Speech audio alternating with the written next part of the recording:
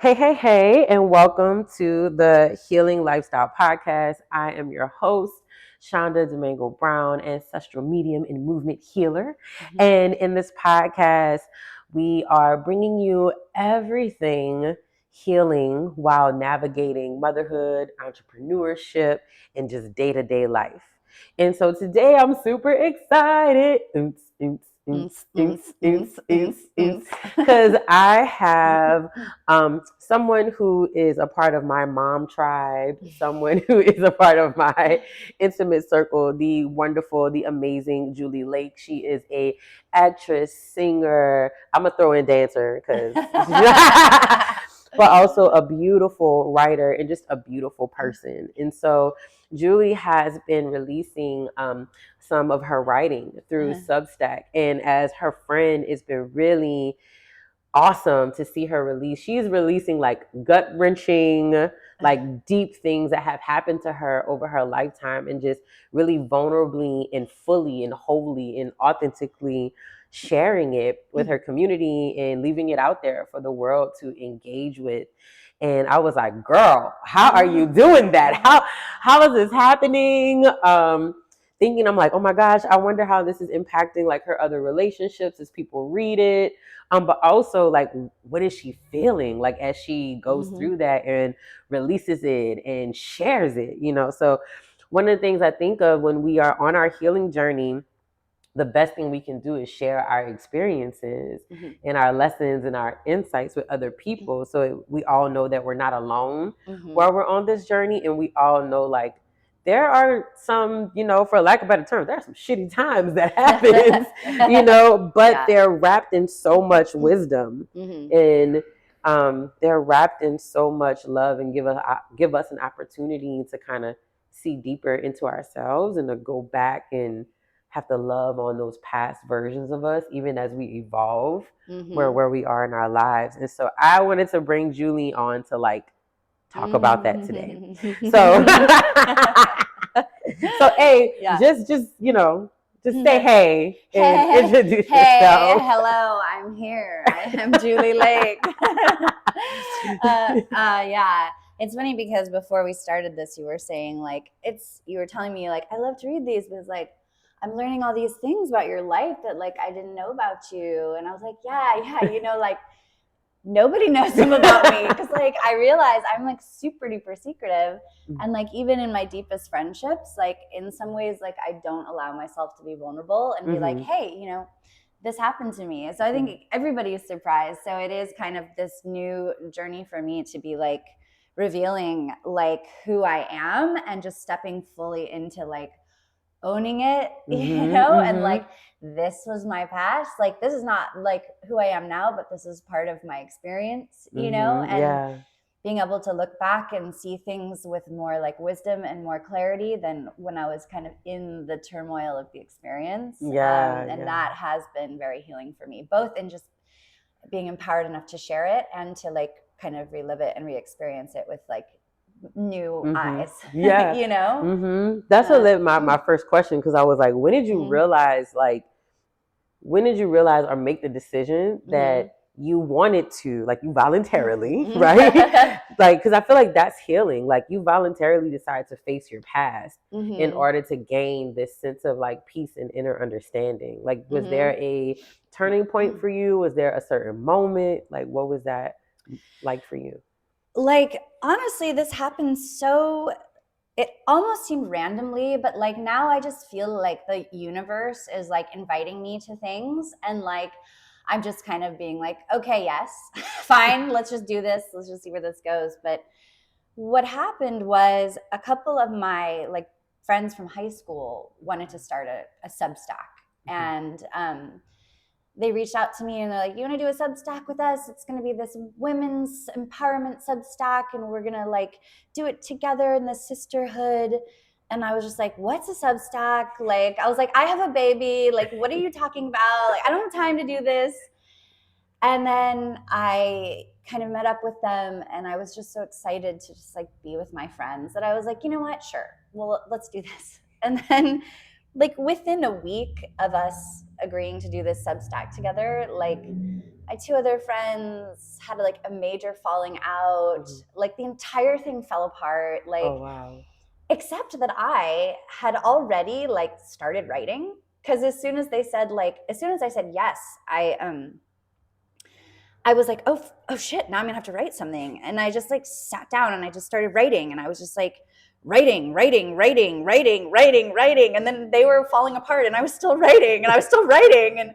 And then I realized, like, after so many months of this, I was like, I'm guess I'm just gonna do a Substack by myself. And this is just happening now. Like Mm-hmm. and I think part of it was that like it felt so good to like be writing things down that happened to me, that were real, that were like painful, and to, a lot of the things I wrote, I was just like, I'll never post this, but I'm writing it, so I'm just gonna write it. Mm-hmm. But they would feel like searing hot, and I was just like, I'll never post this. I'll just write it and then I'll never post it, and we'll just go from there.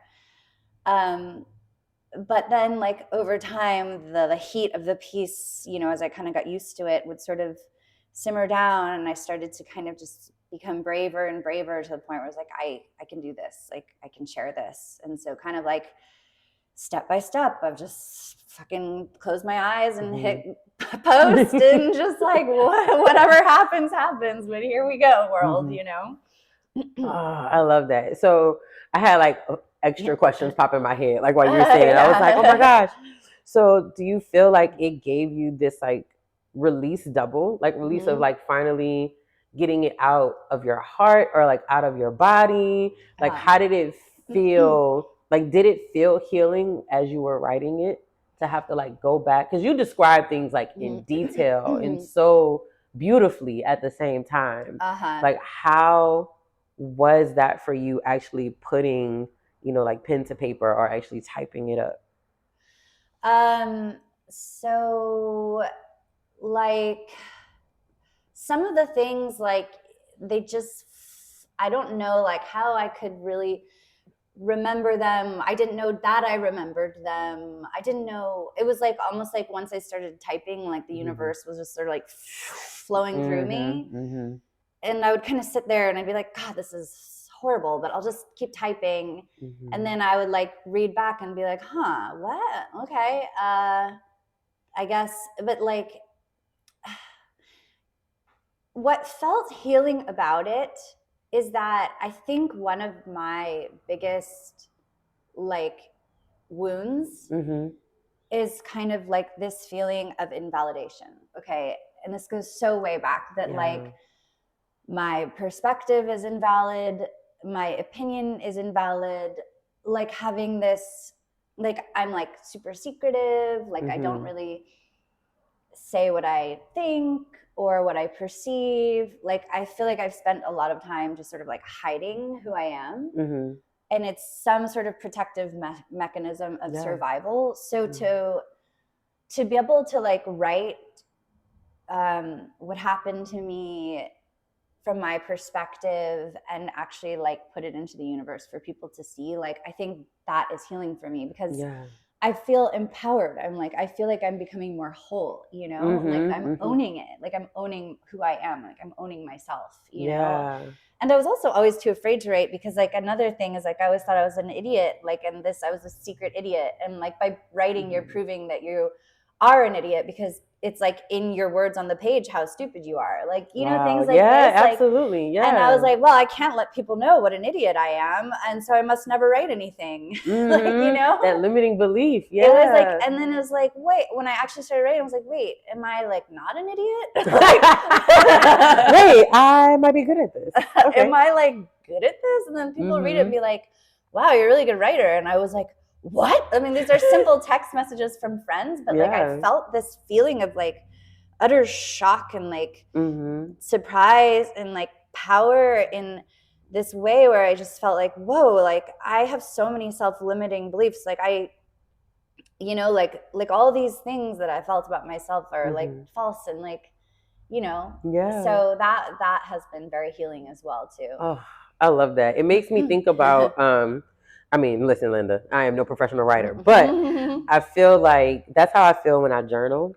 Yeah. And like Yeah. when you start journaling like those deep dark stuff. Yeah. But I'm like, oh, and Julie's posting this. Like, but I just think what I love about it and what I love about reading your Substacks is like, even if my story may not be your story, it still makes me feel seen. Like it's very healing to read. Yeah. Because it's like I understand that type of power of heartbreak, you know, or like I understand like still feeling like you could feel the heartbreak as though it was yesterday, but also being very grateful for what you're sitting in the moment. Yeah. And also acknowledging like the lessons and all the things at the same time. And so, yeah. So do you feel like we should give the listeners some like concrete examples so they have like something to latch on to about like what we're talking about? No, absolutely. Like, so I didn't want to give away her Substack because I'm gonna put the link in the show notes so y'all can go read her Substack.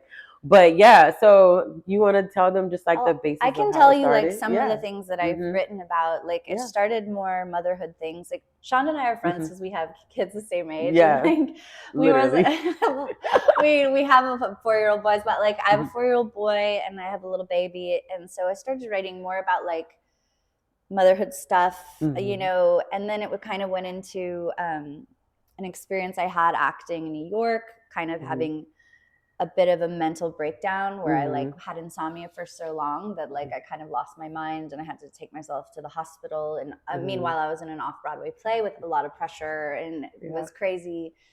I wrote a story about my greatest heartbreak, which is the one you were referring to now. It's just one of these breakups that just totally and utterly fucking destroyed me. And I came out kind of like a different person, you know, but it's in great detail, like the whole love story and relationship. And another story about a friend, well, a guy I was dating who always referred to us as friends. But this was when I was first on Orange is the New Black, and I was like living in LA with no money, and I had very low self-worth and just kind of all these troubles. And my friend attempted suicide, who was my boyfriend. And then, you know, what happened after, like, I don't want to give away in case you're going to write it, in case you're going to read it, because it was just sort of this very dramatic kind of fallout that couldn't have been designed more perfectly to kind of like test my own wounds and vulnerability, you know?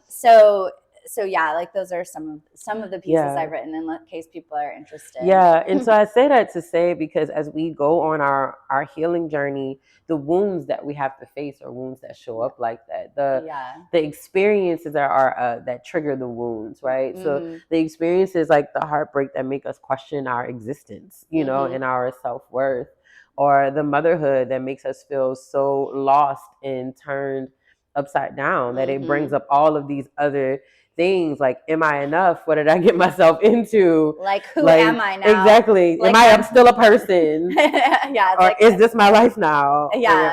I was like, there's a point after becoming a mom where I was like, oh, I guess I'll never put myself out there ever again. Yeah. Like, I guess I remember like saying, I will never choreograph again. Like, I was like, I'm healing now and I'm a mother. And so creativity is not my thing. Like, it's like the things that we just start telling ourselves because we feel like we're supposed to. So really, when you start healing, it's like you start giving yourself the permission to live again. Yeah. And also, and also still having to face the limiting beliefs that are attached to so much pain that come along with going into freeing yourself.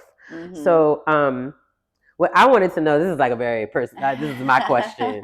But my other question for you was like, as you do this work and as you write about these experiences and what they've done for you, how you're still figuring out even now along the way, how do you see the work you're doing on yourself, this like inner power that's becoming activated in you in this like space that you've given yourself to be unapologetic and authentic, standing, I call it 10 toes down, right, into who you are and who you've evolved into becoming? How do you see that interweaving into how you show up as a mother and a wife? Well, I feel like, honestly, maybe there's two parts. So I guess I'm going to answer a question you didn't totally ask, but like when I became a mother, I definitely became a better version of myself. And that might sound cheesy, No, but that's like, real. It's real because Yeah. like the love that I have for my children is so great and so unconditional. And you sort of see like they come out and they're like, everything is there, like, right, they're perfect, they're pure love, they're pure presence, right, like they don't judge you, they don't have all that evil shit that they love your dirty draws and still think you're perfect. They think you're perfect, and you start to see like we're born like this, like we're born perfect, and it's like our conditioning and things that happen that to twist our minds, and change us into other things, that aren't helpful to us. And then I also just felt like, with my kids, like if my kids are misbehaving or something's wrong, I'm like, okay, well, they're exhausted. I let them watch too much TV or have too much sugar. They're dysregulated. And you have all this sort of like compassion.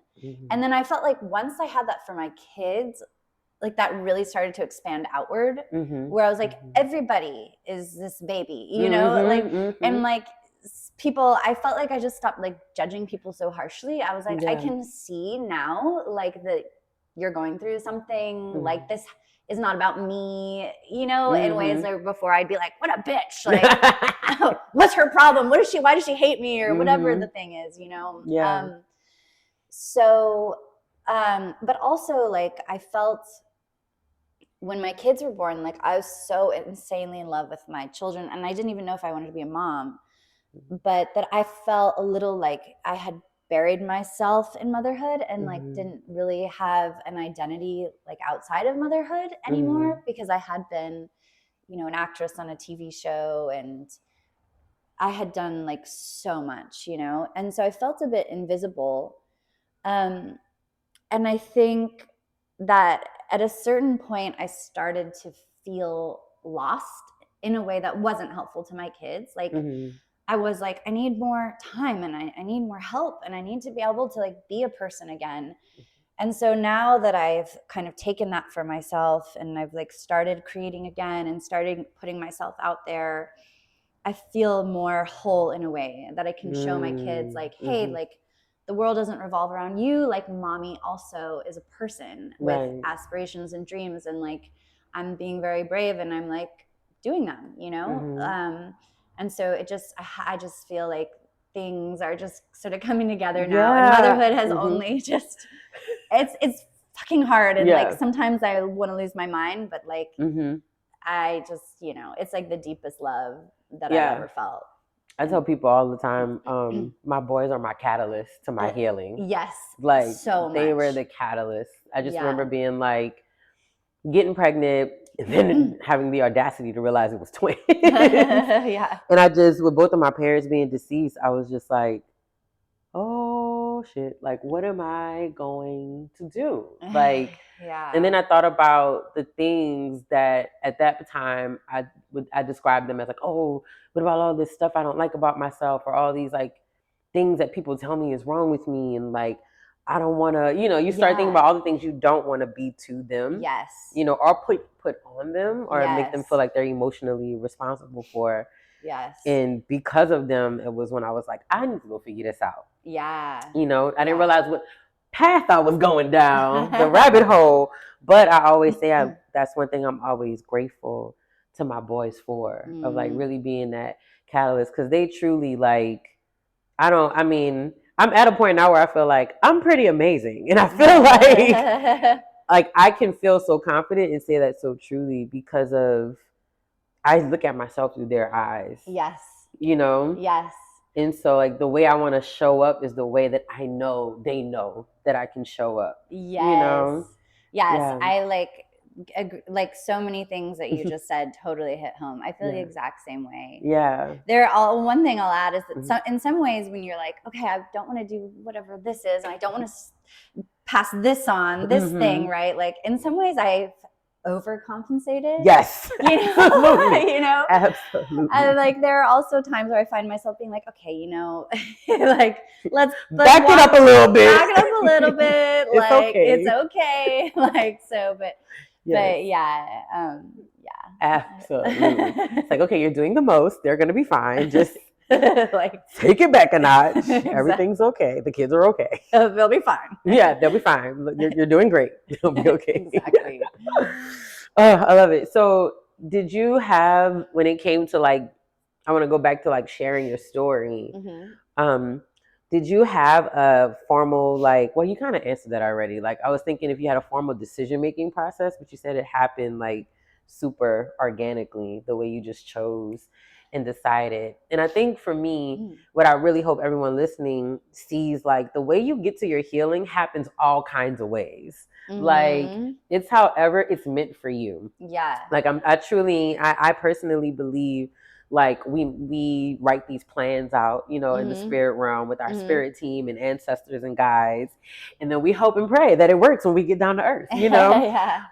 And we pick these like moments, these like catalytic moments where we hope it'll either happen organically or it'll cause enough pain for you to want to take a step back and go, I need to go a little deeper and figure out what's going on here. You Totally. know? Yeah. But I mean, this is like one step of my healing journey, like a current step. But obviously, this has been like a lifetime of. I'm sure. Yeah. And there have been so many different ways, ways and things, even to get to this point where I could even write about things that have happened to me. I mean, I was on like, you know, for my dad is a psychoanalyst, so like in college I saw like a psychotherapist who was like a Freudian psychoanalyst, and she just never spoke, and I would just kind of complain for an hour and then, you know, I was put on medication, and I was on like 1,000 different types of medications for like a decade of my life,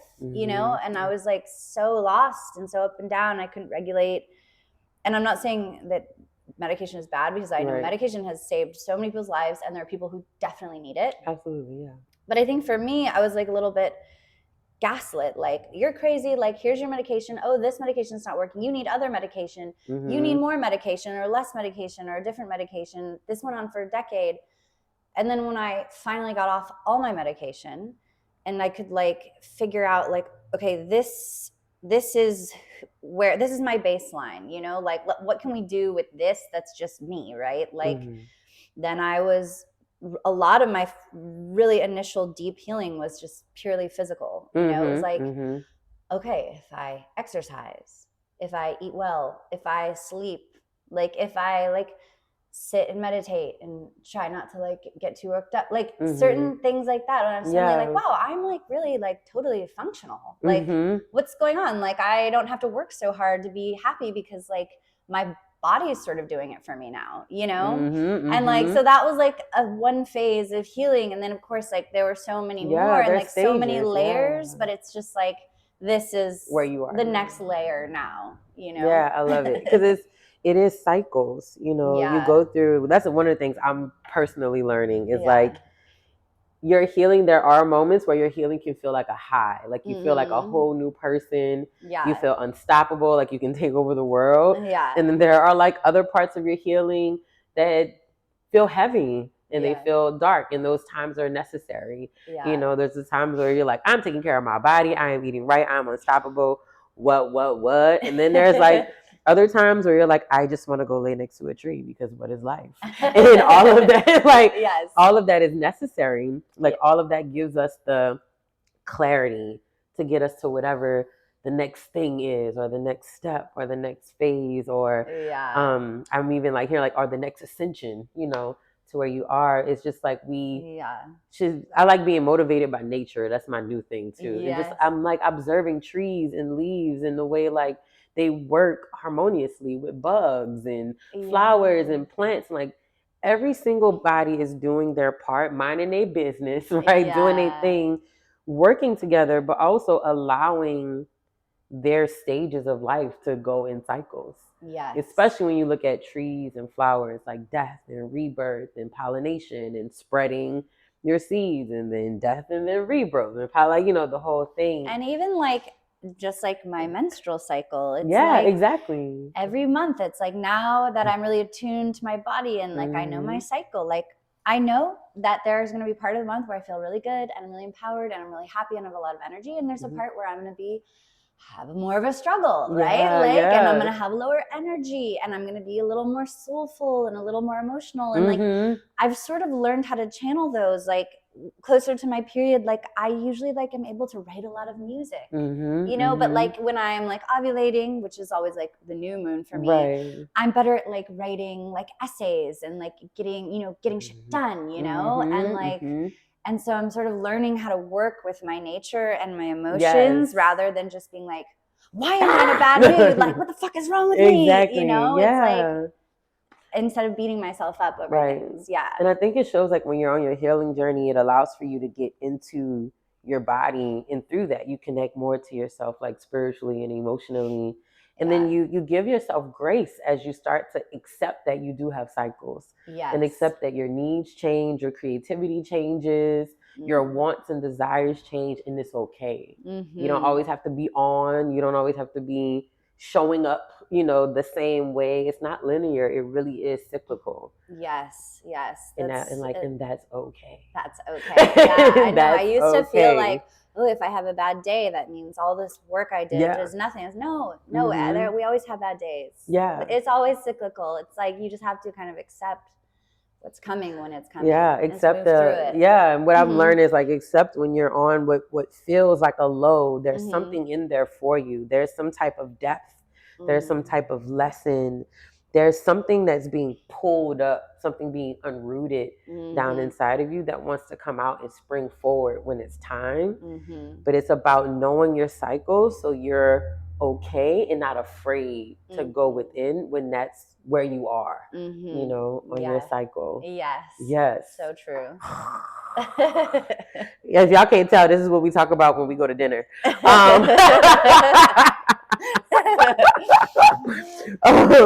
So I wanted to ask you, for people that are on their healing journey, there's some people, you know, right now they may be journaling, they may be laying with crystals, they may be movement, and, you know, you have tools, right? We all have our different tools. But I just, you know, I love your writing. You already know that. I tell you every time a new email comes out. But especially for those people who journal, I know some people actually like to do like voice journals where they'll like record themselves and they'll just talk. Yeah. I'm putting you on the spot here. Okay. But what is like what's like a journal prompt? That you want me to give a journal prompt? I told you I was putting you on the spot. Or what's it? You know, it has to be a formal journal prompt, but what's one thing you would encourage people to write about or think about in order to maybe get to that space where they feel brave enough to face their past?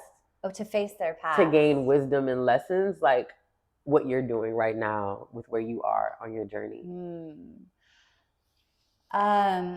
I don't know. This just came into my mind, but just like what secrets are you keeping? You know, like write about your secrets. Like what does nobody know about you? You know, and you can write about that with no intention of ever sharing, just for you, for you. You know, like you don't have to share, but for it to be a healing, like a healing exercise. Yeah. You know? And then one thing I also really love is like just also like what would you do if like you could kind of, if you weren't afraid? Like what would you do with your life like if you were not too afraid to do it? I love that.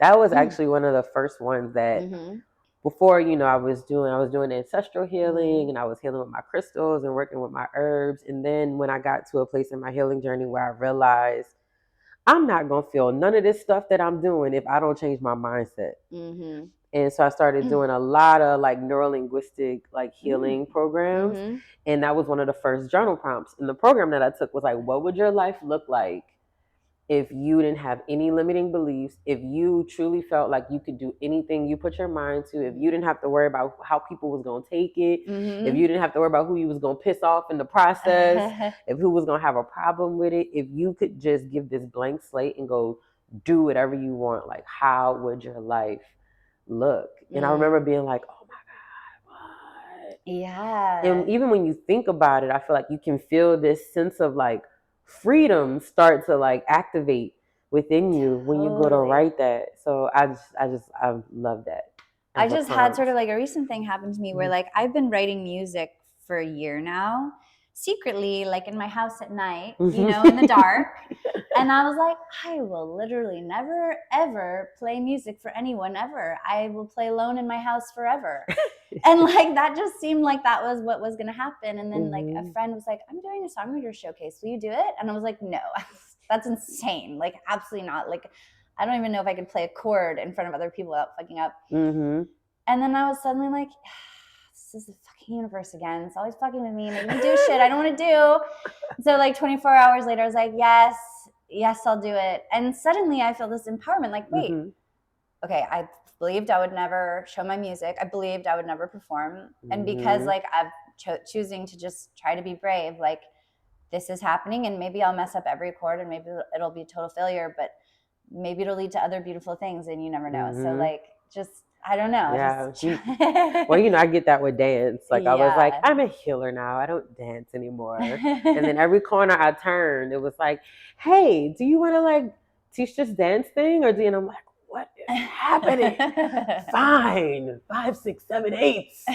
But even as like, I think it's cool as you heal, the way you approach your creativity, I feel like changes and shifts. Yes. And I think that's what helps make being creative at that point in your life so much more fun and freeing. And I know for me, it's like, I always say, like, I appreciate dance a lot more now as a form of like medicine and healing than I didn't even look at it as that beforehand. I just was like, I'm going to dance with Missy Elliott and then my life will be great. And that's the goal. Yes. It's weird. Like, cause I don't know how much time we have left. Like, I know but like because, you know, I told you I healed so much physically, like I actually became a national board certified health and wellness coach. And this was right before I had my daughter.